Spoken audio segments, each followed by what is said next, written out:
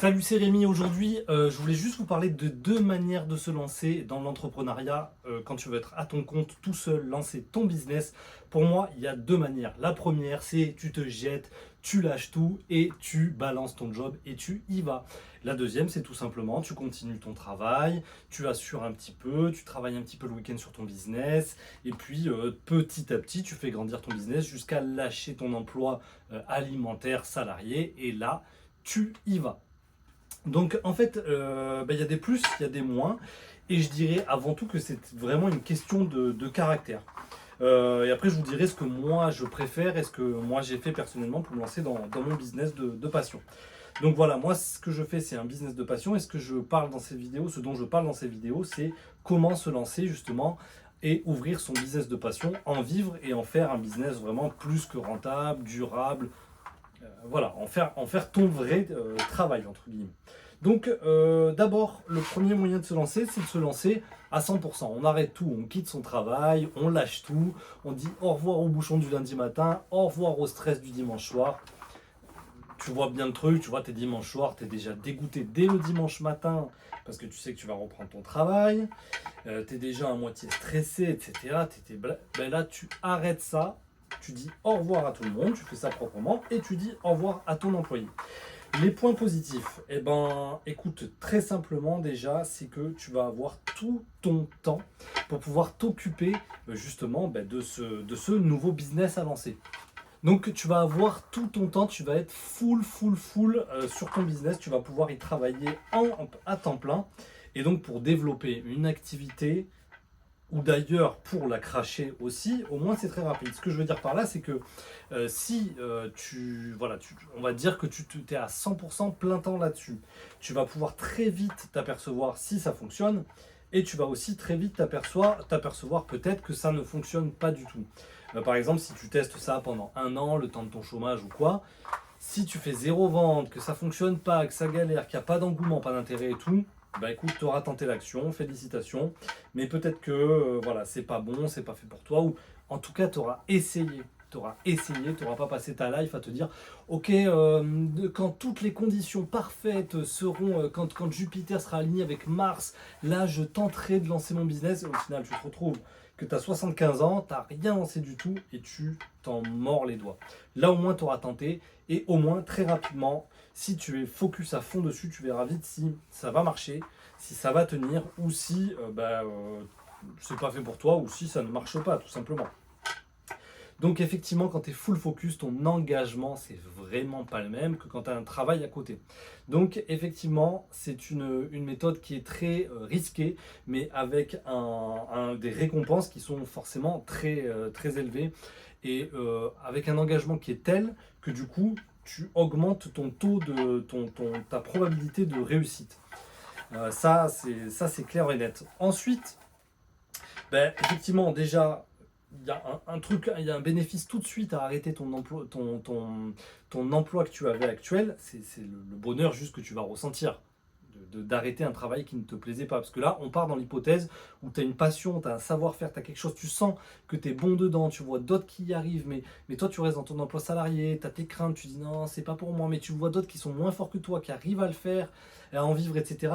Tu es tendu là-dedans, mais tu as vraiment ton savoir-faire, et ton emploi salarié, justement, c'est vraiment un emploi alimentaire qui ne te plaît pas. Donc, en partant de ce postulat-là, le dimanche, tu es dégoûté d'aller au travail. Donc quand tu vas quitter ça, tu vas retrouver une forme de bonheur et d'apaisement qui va être très très intense. Tu n'imagines pas à quel point le fait d'être dans un travail qui ne te plaît pas, c'est dur à encaisser, parce que c'est quand même tous les jours, c'est 7 heures par jour, donc c'est très très dur. Quand tu dis au revoir à ça, tu récupères un niveau de bonheur, un niveau d'énergie qui est vraiment vraiment très haut. Donc ça, c'est à ne pas sous-estimer. Ça rentre en jeu dans la balance pour créer ton business. Ça va te donner une énergie folle, ça va te donner une envie folle. Le monde va s'ouvrir à toi. Enfin, tu vas sentir vraiment quelque chose de très différent. Donc ça, c'est vraiment un gros gros gros point positif. Au revoir au stress, au revoir au bouchon, plus de flexibilité, et tu te lances enfin, tu réalises enfin ce que tu voulais réaliser. Ça, c'est un gros avantage. Effectivement, le danger, ça peut être un danger financier, entre guillemets, même si quand même on reste en France, il y a le chômage, tu peux mettre de l'argent de côté avant de partir, etc.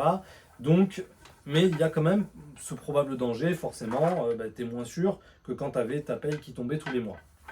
En plus de ça, si tu as une famille à t'occuper, tu as des enfants, etc., effectivement, pour ceux qui ont une petite peur du risque et qui sont pas très un peu en mode funky, en mode on y va et on verra bien et on machin, on s'en fout un peu.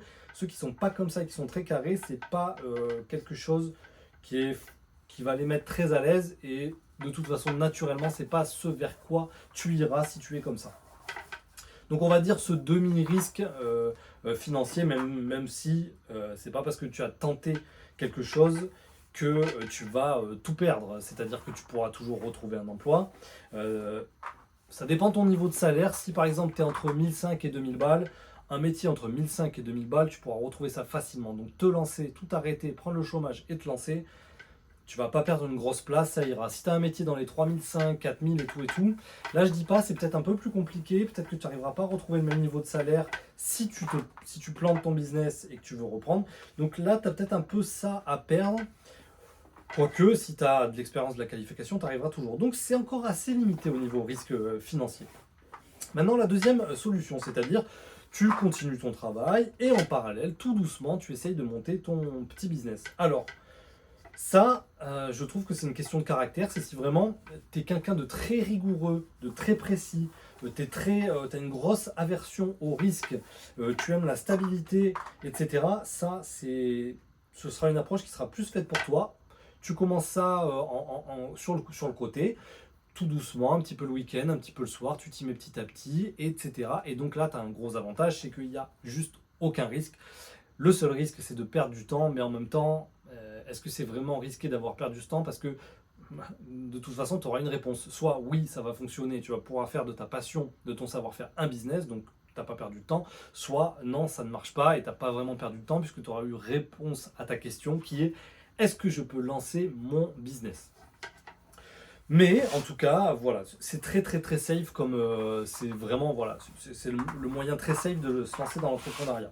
Ça c'est le côté positif. L'autre côté positif, c'est que forcément tu vas mettre beaucoup moins d'argent. Ça c'est un côté négatif d'ailleurs de l'autre version que je n'ai pas abordé. Maintenant j'y pense, c'est qu'effectivement comme tu fais ça sur le côté, ben tu vas pas commencer genre ouais je vais prendre du stock à fond, je vais me lancer à fond. Tu vas pas avoir des grosses dépenses de départ, donc tu vas y aller tranquille vraiment petit à petit. Et là, tu vas ni risquer financièrement, voilà, tu vas prendre vraiment le minimum, tu vas prendre le minimum de risque.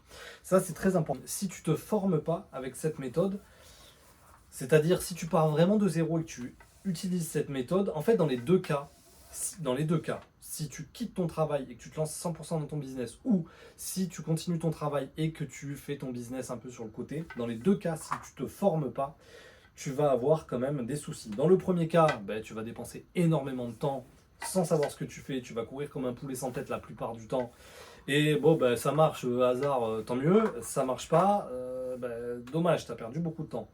Donc, je pense que dans les deux cas, tu es obligé de te former pour savoir quoi faire, quoi mettre en place quand tu lances ton activité. C'est pas juste, ouais, je suis bon, je sais monter des beaux djembés, je sais faire ça très bien, je sais faire des très beaux instruments de musique. Si c'était juste ça, tout le monde qui se lancerait pour faire un peu tout et n'importe quoi et ça fonctionnerait pas du tout. Il y a tout un côté marketing, commerce à mettre en place, il y a tout un écosystème comme je le dis à chaque fois. Moi maintenant ça fait 7 ans maintenant que j'ai ce business là et effectivement sans ça j'aurais coulé depuis longtemps et moi j'ai vu beaucoup de concurrents qui n'avaient pas tout cet écosystème marketing et qui du coup tout doucement ont disparu ou alors font tellement peu de ventes que du coup ça remplacera jamais leur salaire actuel. Se former est très important. Dans tous les cas, ce que je pense, c'est que c'est une question de caractère. Si tu as un peu un caractère en mode extrême, en mode allez, on y va full power, tu es très absorbé par ton truc, tu es un passionné en fait, un petit peu, et je pense que là, je m'adresse un petit peu à toi, forcément, c'est que tu es un passionné si tu regardes ça.